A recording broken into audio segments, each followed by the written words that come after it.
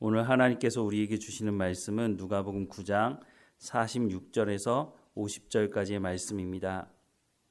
누가복음 9장 46절에서 50절까지 말씀 우리 함께 읽겠습니다.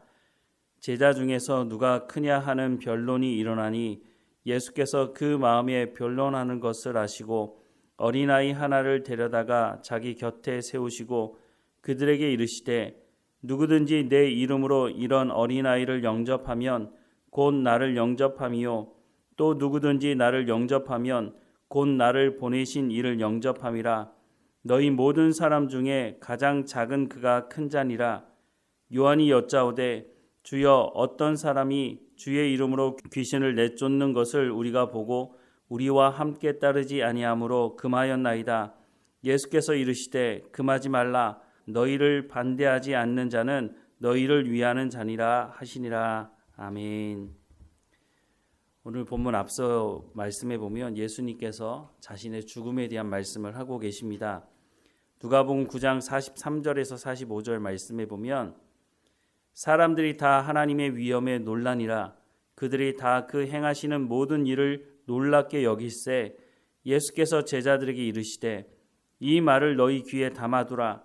인자가 장차 사람들의 손에 넘겨지리라 하시되 그들이 이 말씀을 알지 못하니 이는 그들로 깨닫지 못하게 숨긴 바 되었음이라.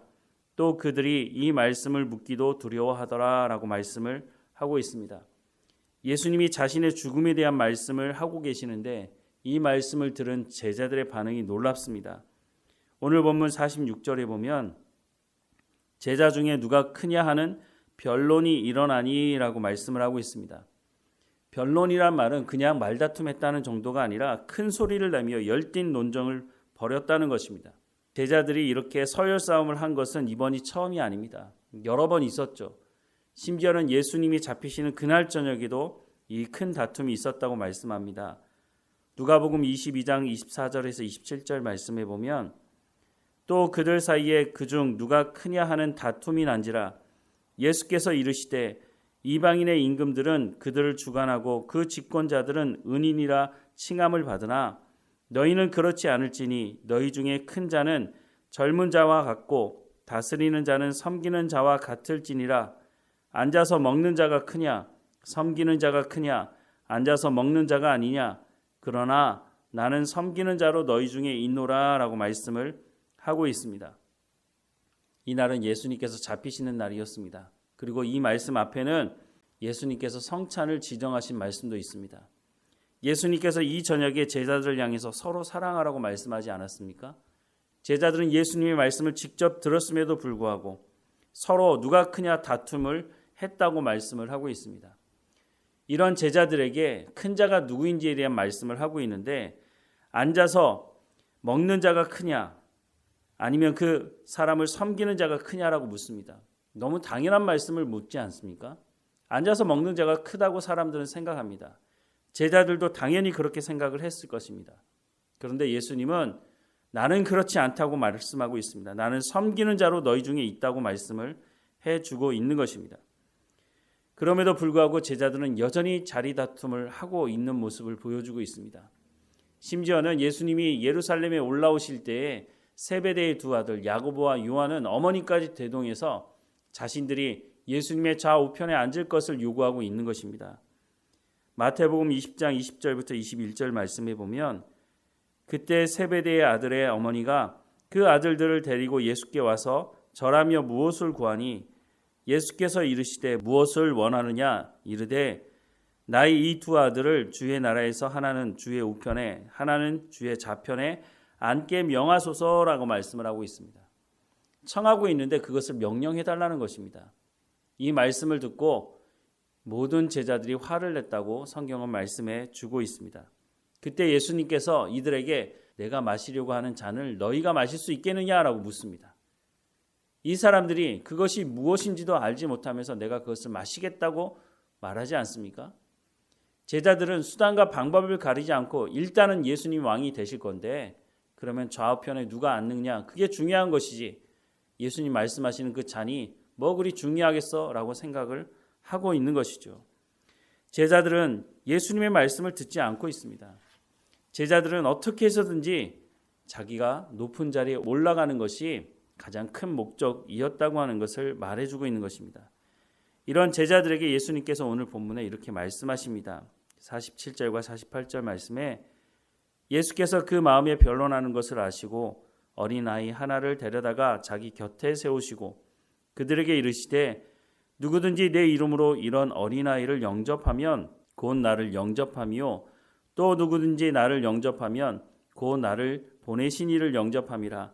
너희 모든 사람 중에 가장 작은 그가 큰 자니라 라고 말씀을 하고 있습니다. 예수님께서 왜 어린아이를 곁에 세우시고 말씀을 하고 계실까요? 어린아이는 부모로부터 공급을 받는 자리에 있는 것이지 어린아이가 부모에게 무엇인가 큰 대가를 지불하지는 않는다는 것입니다. 예수님께서 이 땅에 오신 목적도 말씀하셨죠. 제자들을 위해서 예수 그리스도를 믿는 사람들을 위해서 화목제물이 되기 위해서 이 땅에 오셨다고. 예수님이 화목제물이 되기 위해서 이 땅에 오셨기 때문에 섬기는 자리에 있다고 말씀을 하고 있는 겁니다. 예수님은 자신의 생명까지 내놓으면서 제자들의 생명을 또 예수 믿는 사람들의 생명을 살리기 위해 오셨다고 말씀해주고 있습니다. 예수님이 이와 같이 섬김의 자리에 오셨던 것처럼 너희도 그와 같이 하라고 말씀하고 있지만 제자들은 여전히 듣지 않고 있다는 것입니다. 이 말씀이 끝나고 나서 연결되는 본문도 그렇습니다. 49절과 50절 말씀해 보면 요한이 여짜오되 주여 어떤 사람이 주의 이름으로 귀신을 내쫓는 것을 우리가 보고 우리와 함께 따르지 아니하므로 금하였나이다. 예수께서 이르시되 금하지 말라. 너희를 반대하지 않는 자는 너희를 위하는 자니라 하시니라 라고 말씀을 하고 있습니다. 제자들은 요한뿐만 아니라 다른 제자들도 마찬가지로 이렇게 생각하고 있었을 것입니다. 우리가 예수님의 12 제자인데 우리가 예수님의 특권을 누려야 되는 사람들 아닌가? 그런데 우리만 누려야 될 걸 왜 다른 사람이 하고 있지? 라고 화가 난 것이죠. 오늘 본문 앞에 보면 귀신을 내쫓지 못했던 제자들의 모습을 기록하고 있습니다. 그때 제자들이 예수님께 묻지 않습니까? 왜 우리가 귀신을 내쫓지 못했습니까? 왜 이 질문을 했느냐면 자신들이 이미 전도 여행을 다니면서 귀신을 내쫓아 본 경험이 있기 때문에 왜 우리가 그때와 같이 똑같이 했는데 내쫓지 못했습니까? 라고 묻고 있는 겁니다. 예수님이 그때 뭐라고 말씀하십니까? 그 내용의 핵심은 너희가 하나님을 의지하지 않았다는 겁니다. 너희의 경험을 의지했기 때문에 너희가 지식을 의지했기 때문에 귀신을 내쫓지 못했다고 하는 것을 말씀해주고 있죠. 제자들은 자신들이 특권을 누리고 무엇인가 대단한 사람이라고 착각하고 있는 겁니다. 제자들이 예수님을 의지하지 않고 하나님을 의지하지 않는다면 아무것도 소용이 없다고 하는 것을 모르고 있다는 것입니다. 하나님을 의지하라고 말씀하시는 예수님의 말씀도 귀를 열어 듣지 않고 있는 겁니다. 우리가 예수님의 제자인데 우리만 특권을 누려야 하는데 이런 생각을 하고 있는 것이죠.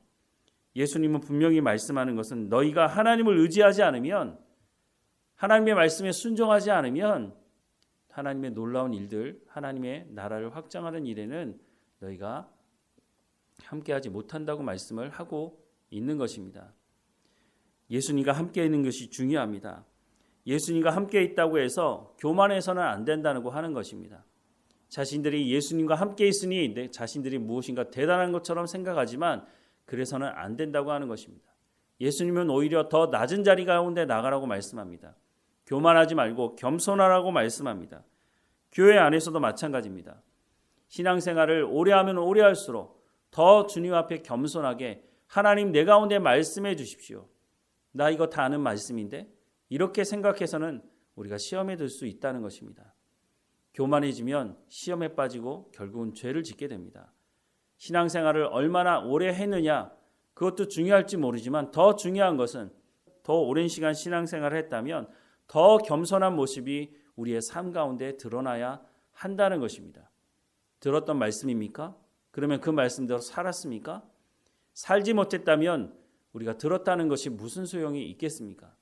물론 하나님의 말씀을 듣는 것이 너무너무 중요합니다. 예수님께서 전하시는 그 말씀을 제자들이 들었다고 하는 것 참 중요합니다. 하지만 그 삶을 살아내지 못한다면 오히려 더 많은 손가락질을 당하게 될 수 있다고 하는 것을 기억해야 할 것입니다. 예수님은 낮은 자리에 가서 겸손함으로 섬기라고 말씀합니다. 그렇게 하면 세상에서는 손해볼 수도 있고 세상에서는 손가락질 당할지 모르지만 하나님은 그 사람을 통해서 영광을 드러내시겠다고 말씀해주고 있는 것입니다. 우리가 능력이 있어서가 아니라 하나님이 능력이 있으시기 때문에 우리는 그 하나님의 말씀을 의지하고 신앙생활을 몇 년 했느냐가 중요한 것이 아니라 오직 하나님의 말씀에 순종하며 겸손하게 하나님 말씀을 이루어가는 삶을 우리는 살아가야 할 것입니다. 그럴 때 우리가 그리스도의 장성한 분량에 이룰 수 있다고 성경은 말씀해주고 있다는 것을 우리는 마음에 다시 한번 기억해야 할 것입니다. 내가 자랑할 것이 무엇이 있습니까? 우리가 자랑해야 될 것은 하나님을 아는 지식, 하나님의 말씀대로 순종하는 삶을 자랑해야 하리라고 성경은 말씀해 주고 있는 것입니다.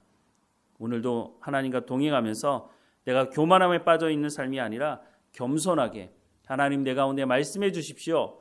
그 말씀대로 순종하며 살아가겠습니다. 라고 겸손하게 고백하며 하나님과 동행하는 우리의 삶이 되기를 주님의 이름으로 축원합니다. 기도하겠습니다. 사랑하는 하나님, 우리가 교만에 빠져서 기득권을 지키려고 더 높은 자리에 올라가기 위해서 수단과 방법을 가리지 않는 사람의 자리에 서 있지 않도록 하나님 우리가 그런 유혹에 빠져들지 않도록 겸손하게 하나님 앞에 엎드리게 하시고 겸손하게 섬기는 자리에 머물 수 있도록 은혜를 허락해 주옵소서. 하나님 말씀 듣기를 사모하게 하시고 그 말씀을 마음에 새기고 그 말씀을 따라 순종하며 살아가는 우리의 삶이 될 수 있도록 은혜를 베풀어 주옵소서. 하나님 오늘도 하나님 베푸실 그 은혜를 사모합니다. 우리가 어느 곳에 있든지 하나님 말씀에 순종함으로 성령의 열매를 맺어가는 삶이 될 수 있도록 인도해 주시고 몸이 연약한 성도들 한 사람 한 사람마다 안수하셔서 치유하시고 회복되게 하셔서 늘 하나님을 예배하는 자리 가운데 나올 수 있도록 은혜를 허락해 주옵소서. 우리의 삶의 모든 근심과 걱정을 하나님 앞에 내려놓습니다. 하나님 다스려 주시고 우리는 주의 말씀에 순종하며 하나님의 나라를 이루어가는 삶을 살아갈 수 있도록 인도해 주옵소서. 오늘도 우리 가운데 맡겨진 모든 일에 충성을 다할 수 있도록 하나님 주관하시고 인도해 주실 줄 믿고 예수님의 이름으로 기도드립니다. 아멘.